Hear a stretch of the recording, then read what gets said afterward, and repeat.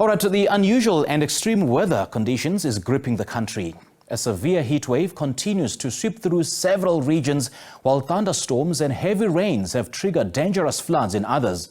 Let's get some expert insight now on what's causing these intense conditions. Professor Guy Midgley is Climate Studies Acting Director at the Stellenbosch University School. A very good afternoon to Prof. Thanks for joining us. Welcome to SA Today. Thanks for having me. First of all, Prof, can you explain how these abnormal weather patterns in South Africa have evolved in the recent decades? Well, I think what we're starting to learn is that climate change doesn't necessarily happen gradually. It can, and in the case of extreme events, start to really accelerate much faster once the warming gets to a certain level. Mm-hmm.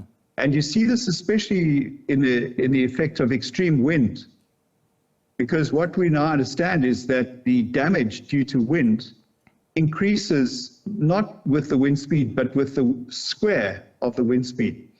So once you get above a certain wind speed, the damages increase exponentially. And so you see building roofs and things like that having their tolerance limits exceeded and getting ripped off.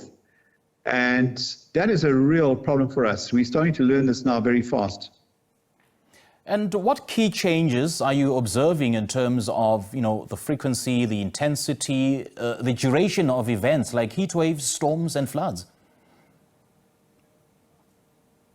Well, frequency is definitely going up. We saw in KwaZulu-Natal evidence of greatly increased frequency of flooding events.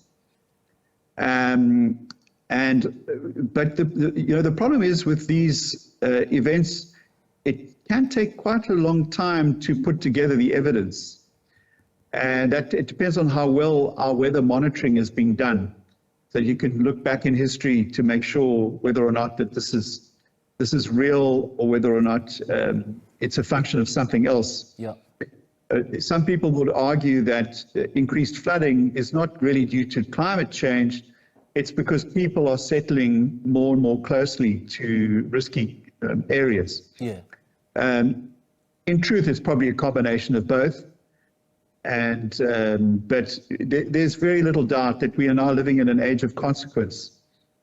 And we're seeing the impact of our fossil fuel use over several decades.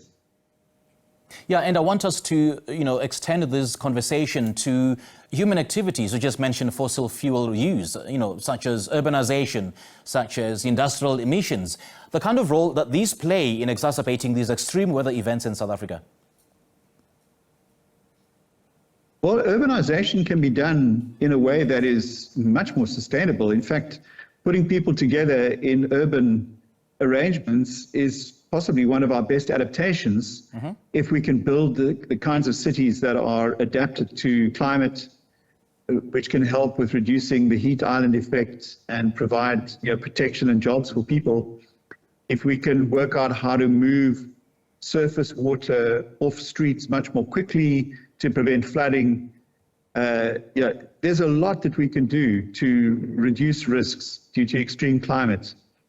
But using fossil fuels is clearly the wrong direction. It's just increasing risk and escalating risk, and it's just a bad thing to do. Okay. And how then do you differentiate between short-term climate variability and long-term climate change when you analyze abnormal weather patterns in this region? Well, yes, that's the difference between weather and climate. Weather is what you experience from day to day, week to week, and even a little bit from year to year. Climate is the average of weather over a long period of time. That's why you need a long series of records to figure out if the climate is actually changing or if it's just weather changing. But the way you can see it is, if you don't like the weather, wait a day or two. If you don't like the climate, well, then you've got a problem. You need to move. Right. And any specific geographic areas in South Africa that are more vulnerable to these extreme weather patterns? And what factors contribute to this vulnerability? KwaZulu-Natal, because of its proximity to warm Indian Ocean, yeah, sure, and the potential impact of cyclones. Joburg because of the drainage conditions. Central Kalahari because it's already very hot. We saw a mass die-off of small birds and bats in the Central Kalahari in January this year because of a heat wave. Those sorts of things are happening now. It's a reality. It is the harsh reality at that. And South Africa has, as we've seen, experienced several extreme heat waves in recent years. Let's talk about the factors that are driving this frequency and the intensity of these heat waves and how they are sort of, impacting the local ecosystems and human health.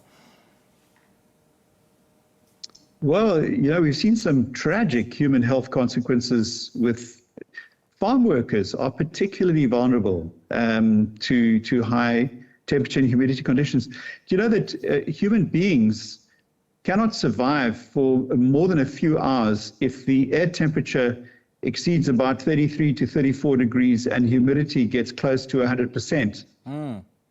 Those conditions are literally lethal. And there are many, many other species apart from humans that fall out of the sky, as in the case of birds and bats, when the weather exceeds these extremes.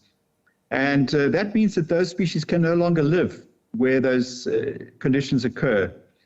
And this is tragic. We're warming the world into a very, very dangerous space for many, many species, including ourselves. Right. Professor, great chatting to you. Thank you so much for sharing your analysis with SA today. All right, that was Professor Guy Midgley. He's a Climate Studies Acting Director at Stellenbosch University School, talking to us about these abnormal weather patterns that we've seen in South Africa.